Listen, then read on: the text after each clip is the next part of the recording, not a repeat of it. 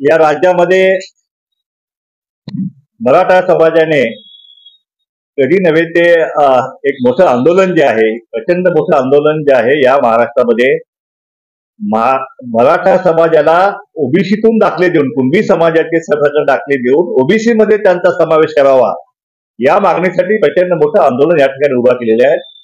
मोठमोठ्या लाखांच्या सभा सुद्धा या ठिकाणी होत आहे आणि महाराष्ट्र सरकारवरती त्यांनी प्रचंड मोठं दडपण जे आहे ते या ठिकाणी निर्माण केलेलं आहे. आणि एकीकडे महाराष्ट्र सरकारने आम्हाला शब्द दिलेला आहे, सगळ्या पक्षाच्या नेत्यांनी शब्द दिलेला आहे की कुठल्याही परिस्थितीत ओबीसीच्या आरक्षणाला आम्ही धक्का लावणार नाही, अशा प्रकारचा शब्द आम्हाला शिंदे सरकार, त्यामध्ये फडणवीस साहेब असतील, अजितदादा असतील, सगळ्या पक्षांचे नेत्यांनी आम्हाला आश्वासित केलेला आहे.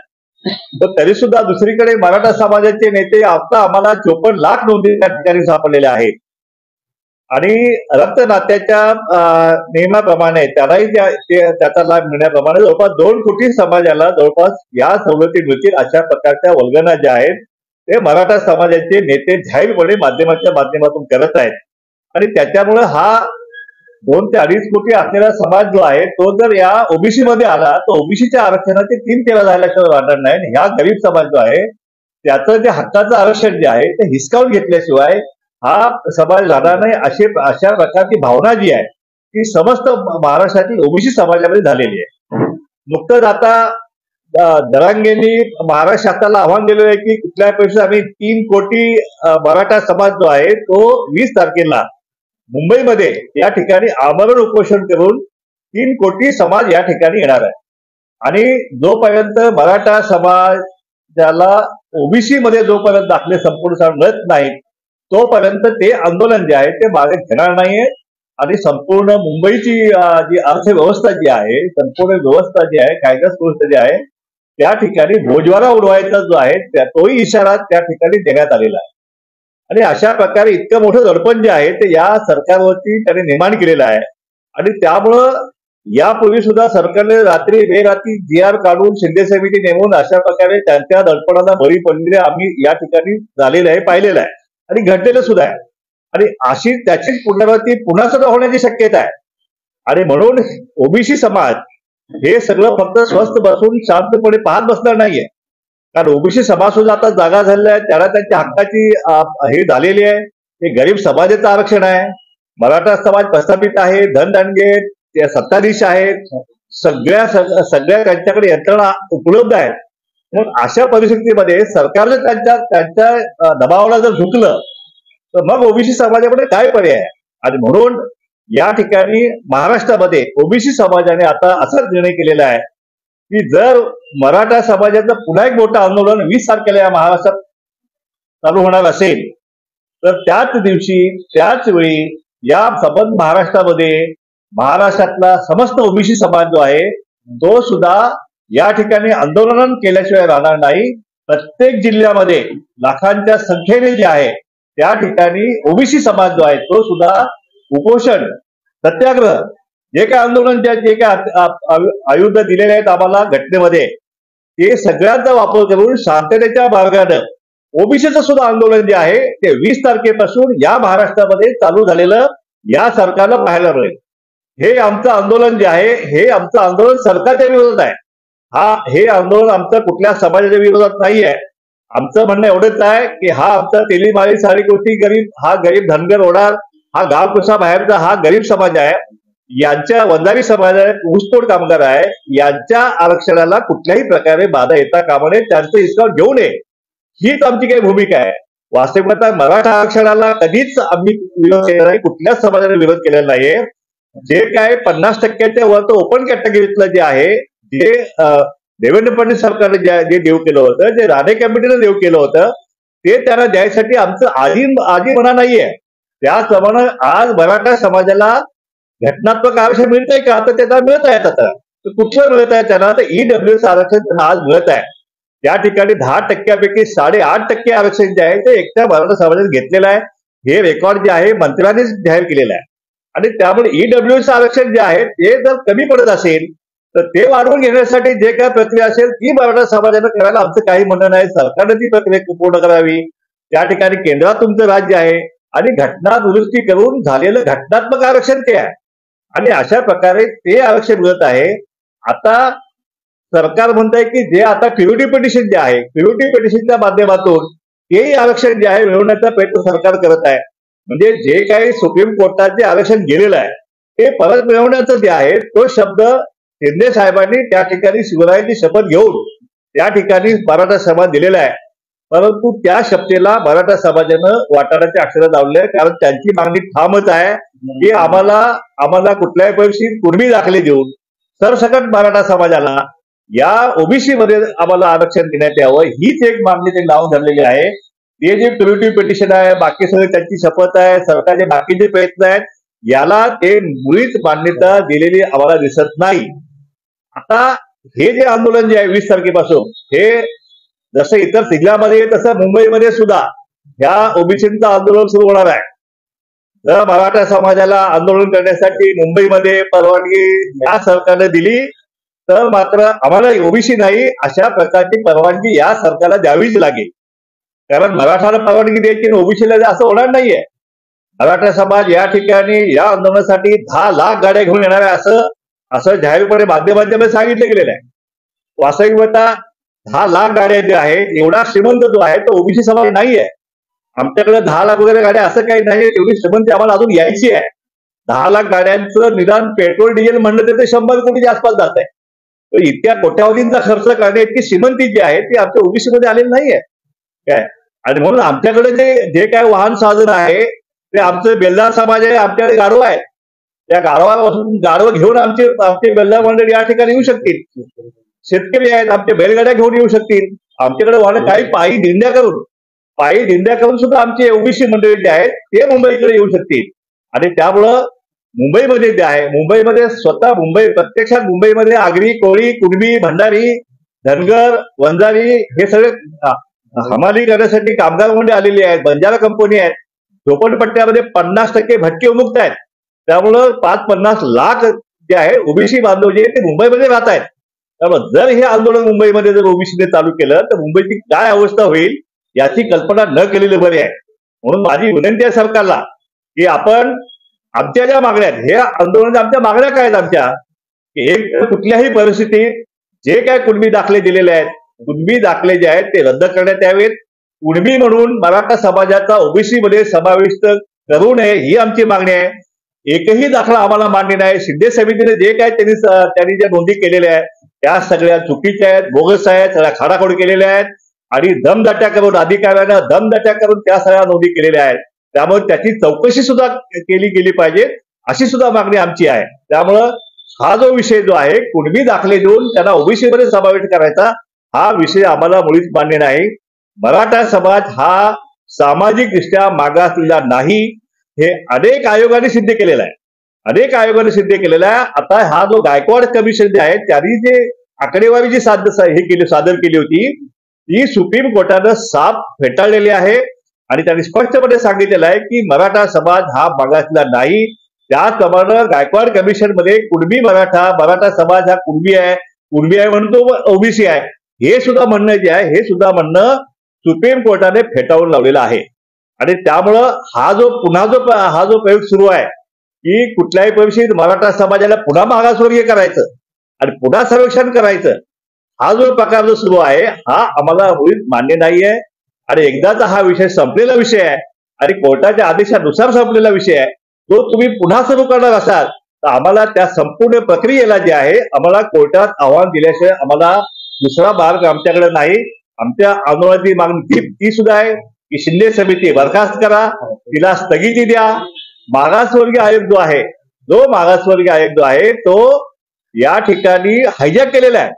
त्या ठिकाणी ओबीसीचे अध्यक्ष होते, त्यांना काढण्यात आले. त्याचप्रमाणे ओबीसीचे सदस्य होते त्या मागासवर्गीय आयोगावरती, त्यांनाही हकालपट्टी करण्यात आलेली आहे. त्यामुळं हा सगळा प्रकार जो आहे हा भयानक प्रकार आहे. यापूर्वी असं महाराष्ट्रात कधी घडलं नाही की एखादा आयोगच हायजॅक करायचा. एखाद्या समाजाला आरक्षण देण्यासाठी त्याचं सर्वेक्षण करण्यासाठी संपूर्ण आयोगच मराठा करून टाकायचा. म्हणजे ह्या आयोगाचं मराठाकरण हे जे करण्यात आलेलं आहे याला आमचा साफ विरोध आहे. ज्या नियुक्त्या केल्या गेलेल्या आहेत, आता सुनील शुक्रे जे आहेत त्यांची नियुक्ती अध्यक्ष म्हणून केलेली आहे. ते तर जरांगे साहेबांच्या व्यासपीठावरती ते त्यांना सर म्हणत होते. म्हणजे मराठा आरक्षणाचे ते पाठिंबा देणार आहे ते, आणि त्यांनाच आता अध्यक्ष म्हणून नेमलेला आहे. हे चुकीचं आहे, हे न्यायालयात कारवाई करायला धरून नाहीये. त्याचप्रमाणे ज्या 3-4 नियुक्त्या केलेल्या आहेत, ज्या ओबीसीचे हक्के असतील, त्यानंतर बाकीचे सगळे सदस्य जे आहेत, त्या सगळ्यांना त्या बाहेर काढून त्या ठिकाणी ज्या नियुक्त्या केल्या गेल्या त्या सगळ्या मराठा समाज नियुक्त्या केल्या गेल्या. आणि अशा तऱ्हेने मराठा समाजाच्या सदस्यांच्याकडून पुन्हा मराठा समाजाचा अहवाल घ्यायचा की मराठा समाज पुन्हा मागासलेला आहे, हा प्रकार जो आहे निंदनीय आहे. आणि ह्याला आम्ही कुठल्याही परिस्थितीत कोर्टामध्ये आव्हान देणार आहे. आयोगाची मुदत 6 महिने संपायला असताना नवीन नियुक्त्या करायच्या नाही असा आयोगाचा कायदा सांगतोय, आणि त्यामुळे ह्या नियुक्त्या सुद्धा बेकायदेशीर आहेत. आणि म्हणून अशा आयोगाच्या अहवाल फिक्सिंग करून घ्यायचा हे आम्हाला मुळीच मान्य नाही. त्याला आम्ही कुठल्याही परिस्थितीत आम्ही चॅलेंज करणार आहोत. याची सरकारने गंभीरपणे नोंद घ्यावी. आणि आमची दुसरी मागणी अशी आहे की आमची जातनिहाय जनगणना जी आहे, ही जातनिहाय जनगणना सरकार का करत नाहीये आम्हाला कळत नाही. 500 कोटीमध्ये बिहारने जातनिहाय जनगणना पूर्ण केली ना. आता फक्त मराठा समाजाचा 20 दिवसात अहवाल घेण्यासाठी 360 कोटी सरकारने दिले. आणि मराठाचे ह्या संपूर्ण मराठा सहित सगळ्या समाज जातनिहाय जनगणना करायला 500 कोटीची अवस्था आहे. हे पैसे सरकारकडे नाही. सरकार का निर्णय घेत नाहीये? म्हणून जोपर्यंत आता हा जातनिहाय जनगणनेचा निर्णय सरकार करत नाही तोपर्यंत ओबीसीचं आंदोलन जे आहे ते मुळीच थांबणार नाही. काही वाटेल ते झालं तर आंदोलन आता थांबणार नाही. सरकारनं निर्णय घ्यावा. जातनिहाय जनगणनाचा निर्णय करत नाही तोपर्यंत आंदोलन संपणार नाही. आता दुसरा विषय असा आहे की ज्या काही निधी जो आहे तुम्ही मराठा समाज दिलेला आहे, जवळ 18-19 हजार कोटीचा निधी जो आहे तो तुम्ही दिलेला आहे. 70,000 मराठा समाजाला तुम्ही 15-15 लाख बिनव्याजी दिलेले आहे. तुम्ही आम्हाला का देत नाही? ओबीसीना का देत नाहीये? भटक्या मुलांना का देत नाहीये? 12 मुलं का देत नाहीये? हा आमचा प्रश्न आहे. त्यामुळं हे आमचं आंदोलन जे आहे, हा निधी जो आहे, हा निधी सुद्धा जेवढा तुम्ही मराठा समाज दिलेला आहे तेवढा निधी जो आहे, निदान तेवढा तरी निधी जो आहे तो आम्हाला दिल्याशिवाय आमचं आंदोलन आता थांबणार नाही. काही झालं तरी आता सरकारला, म्हणजे आमच्या भाषेत सुद्धा त्यांच्या भाषा तर सरकारला आमच्याकडून सुद्धा आता सुट्टी नाहीये. त्यामुळे सरकारनं आता निर्णय घेणं भाग आहे. आमच्याशी मिटिंग केलं, आम्हाला आश्वासित केलं, आम्ही त्यांचा आभार मानलेला आहे. परंतु प्रत्यक्षात कारवाई जी आहे, प्रत्यक्षात कारवाईवर काही झालेली नाही. जे आदिवासींना ते धनगर समाजाला ही गोष्ट करून किती वर्ष झालेली आहे, हे तुम्ही करत नाहीये. मेंढपाळांचे प्रश्न आहेत, बाकी सगळ्यांचे प्रश्न आहेत, भटक्या मुक्तांचे प्रश्न, ऊसतोड कामगारांचे प्रश्न आहेत. हे सगळे आता दसा जोपर्यंत लागत नाही तोपर्यंत जो आहे तोपर्यंत आमचं आंदोलन जे आहे ते 20 तारखेला सुरू होणार आहे. ते सगळ्या मागण्या आमच्या मान्य झाल्याशिवाय ते आमचं आंदोलन थांबणार नाही. या आंदोलनामध्ये महाराष्ट्रातल्या सगळ्या संघटना ज्या आहेत, ओबीसीच्या संघटना, त्या संघटना सुद्धा या ठिकाणी होणार आहेत. बबनराव तायवाळेशी माझी चर्चा झालेली आहे. त्यांनी सुद्धा सांगितले की आपल्यालाही आंदोलन जे आहे 20 तारखेपासून सुरू करणं आवश्यक आहे. कारण सरकारला आमचंही दडपण असलं पाहिजे की फक्त मराठाचं दडपण नाही, पण ओबीसीचं सुद्धा दडपण असलं पाहिजे. कारण ओबीसी संख्या 60% आहे आणि त्यामुळे ओबीसीला दुखवण्याची हे जे आहे ते सरकार घेणार नाही. कारण 60% ओबीसीचा विरोधात गेला तर कुठलं सरकार जे आहे या ठिकाणी सत्तेवर येऊ शकत नाही. जर सत्ता यांना परत मिळवायची असेल तर ओबीसीना विश्वासात घेऊन ओबीसीना जे काय पाहिजे, ओबीसीच्या मागण्या ज्या आहेत त्या मागण्या त्यांना मान्य कराव्याच लागतील. कुठल्याही परिस्थितीत ओबीसी आरक्षणाला धक्का जो आहे तो आम्ही लावू देणार नाही. सरकार जो लावू नये तेवढी हिंमत सरकारने करू नये. आणि जर तशा प्रकारचं ह्या मराठा समाजाचं आंदोलन धचका घेऊन, दडपण घेऊन जर काय सरकार निर्णय केला तर मात्र 24च्या निवडणुकीमध्ये सरकारला जो आहे घरचा रस्ता दाखवल्याशिवाय हा ओबीसी समाज स्वस्थ बसणार नाही. धन्यवाद. एक महत्वाचा प्रश्न असा आहे की ज्या पद्धतीने मुख्यमंत्र्यांनी सभागृहामध्ये सांगितलं की मराठा समाजाच्या काही फेब्रुवारीमध्ये विशेष अधिवेशन त्या संदर्भात अधिवेशन घ्यायचं असेल म्हणजे एका समाजासाठी का? फक्त मराठा समाज अधिवेशन कशासाठी? तुमचे आमदार जास्त आहे म्हणून, आमचे आमदार कमी आहेत म्हणून तुम्ही असं करताय का? शेवटी ओबीसीच्या मागण्या आहेत ना, त्यासाठी अधिवेशन बोलवा. धनगर समाज, एसटी समाजाचा प्रश्न आहे, बंजाराचा प्रश्न आहे, धोबी समाजाचा प्रश्न आहे, 12 बौद्ध प्रश्न आहे. मग तुम्हाला अधिवेशन बोलवायचं आहे तर मग सगळ्या समाजासाठी अधिवेशन बोलवा. सगळ्यांचा तुम्ही विषय सोडवा ना. फक्त मराठा समाजाचं हे आहे, ऊसतोड कामगाराचे प्रश्न तुम्ही तसे पेंडिंग आहेत, त्या सगळ्या प्रश्नासाठी सुद्धा अधिवेशनामध्ये चर्चा व्हायला पाहिजे. अशी आमची ठाम मागणी आहे. तर काल हरिभाऊ राठोडांनी त्यांची भेट घेतली त्यावेळेस त्यांनी म्हटलेलं आहे की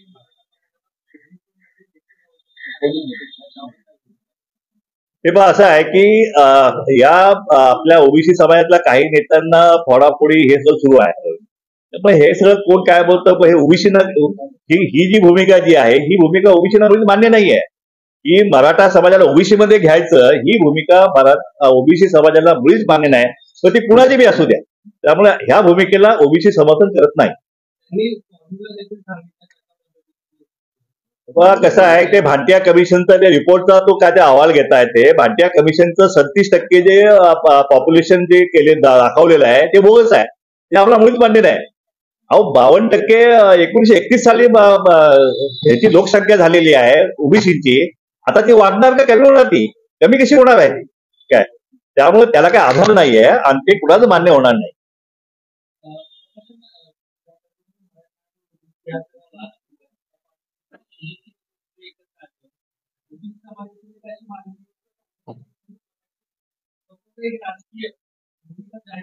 राजकीय वाटचाल सुरू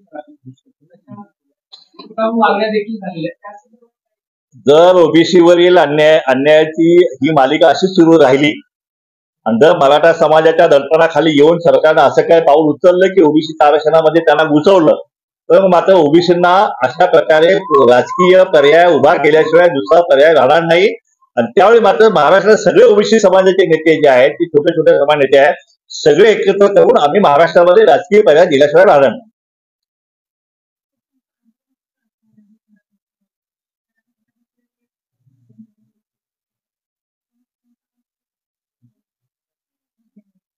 हे पण असं आहे की 20 तारखेपासून जे आंदोलन सुरू होत आहे राज्यामध्ये ते प्रत्येक जिल्हानिहाय तालुकानिहाय हे आंदोलन जे आहे आमचे हजारो कार्यकर्ते जे आहेत ते त्या ठिकाणी उपोषण जे आहे आंदोलन त्या ठिकाणी ते आंदोलन सुरू करणार आहेत. आणि जोपर्यंत आमचं हे जातीनिहाय जनगणना, आमचा निधी आणि आमचं आरक्षण जे आहे ते 100% शाश्वती जोपर्यंत सरकार मिळत नाहीये तोपर्यंत आमचं आंदोलन जे आहे ते आमचं सुरू होणार आहे.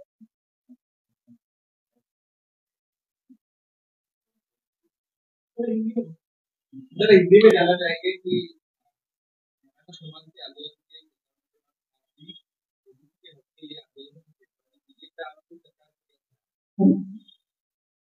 महाराष्ट्र में मराठा समाज एक बड़ी आंदोलन को लेके एक चुनौती महाराष्ट्र सरकार के सामने खड़ी किया है. उनकी मुख्य मांग है कि हमें ओबीसी से आरक्षण चाहिए. कुणबी समाज का सर्टिफिकेट देके उनको पूरा मराठा समाज को उनको ओबीसी में आरक्षण चाहिए. इससे पूरे महाराष्ट्र के ओबीसी समाज का विरोध है और ये हम होने नहीं देंगे. इसलिए 20 तारीख को मराठा समाज का आंदोलन चालू होने जा रहा है मुंबई में.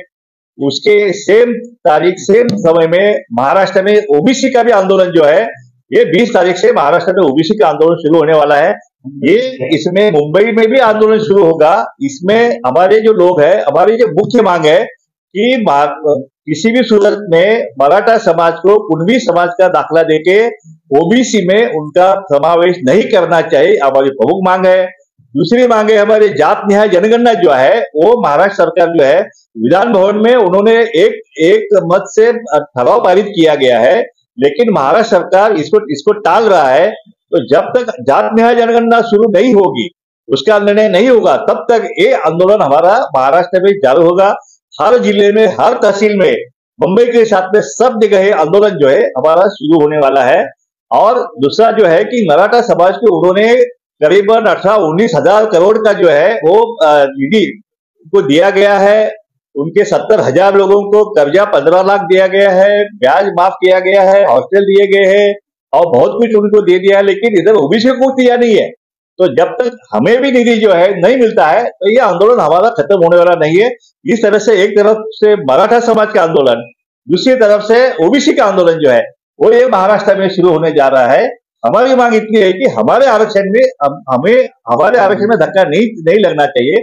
मराठा समाज को अगर आरक्षण देना चाहिए तो जो उनका जो 50% के ऊपर का जो मुख्य आरक्षण की मांग थी, उस 50% के ऊपर का आरक्षण जो है वो उनको देने में हमें कोई हर्जा नहीं है.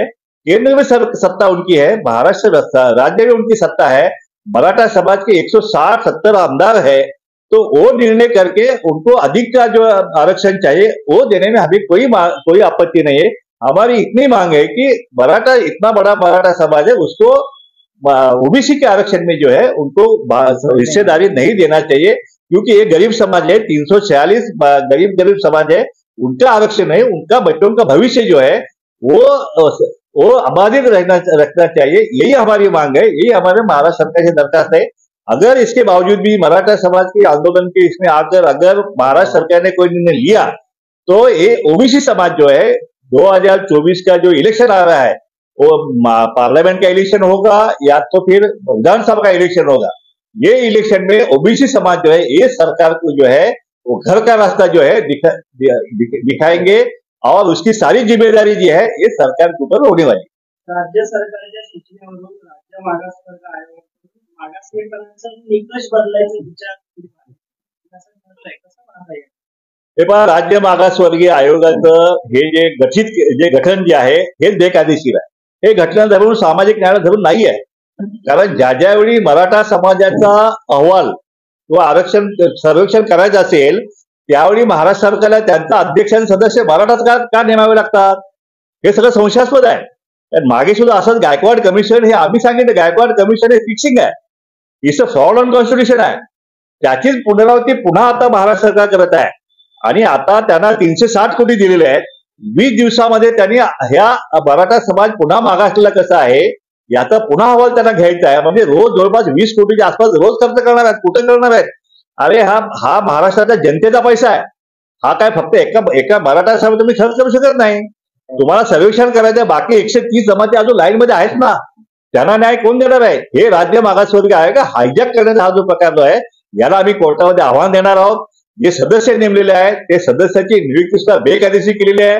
आयोगाचा जो कायदा आहे की 6 महिने एखाद्या आयोगाला 6 महिने शिल्लक असेल आयोगाची मुदत संपायला तर नवीन नियुक्त्या करता येत नाहीत। हा जो हे आहे ह्याच्याप्रमाणे आम्ही ह्यांना आव्हान देणार आहे आणि कुठल्याही परिस्थितीत कोर्टाच्या माध्यमातून ह्या नियुक्त्या आम्ही रद्द करणार आहेत। तरी सुद्धा जर ह्यांनी अहवाल जो सादर केला तर त्या अहवाल जो आहे तो अहवाल आम्हाला मुळीच मान्य नसणार आहे, कारण मराठा समाजाला किती वेळा मागासवर्गीय करायचं आहे? 4 आयोग झाले ना, 4-5 आयोगाने सांगितले की हे मागासवर्गीय नाही आहेत, सुप्रीम कोर्टाने सांगितले मागासवर्गीय नाही आहेत, तरी सुद्धा हा मागासवर्गीय करण्याचा अट्टहास जो आहे तो कशासाठी पाहिजे? मराठा समाजाचे मूळ जे 58 मोर्चे होते त्यांची मुळीच मागणी नव्हती की आम्हाला मागासवर्गीय करा म्हणून। हे मराठा समाजाला मागासवर्गीय करून त्यांना आरक्षण मध्ये घुसवण्याचा हे जे षडयंत्र आहे, हे षडयंत्र जे आहे ओबीसी समाज आणून पाडल्याशिवाय राहणार नाही।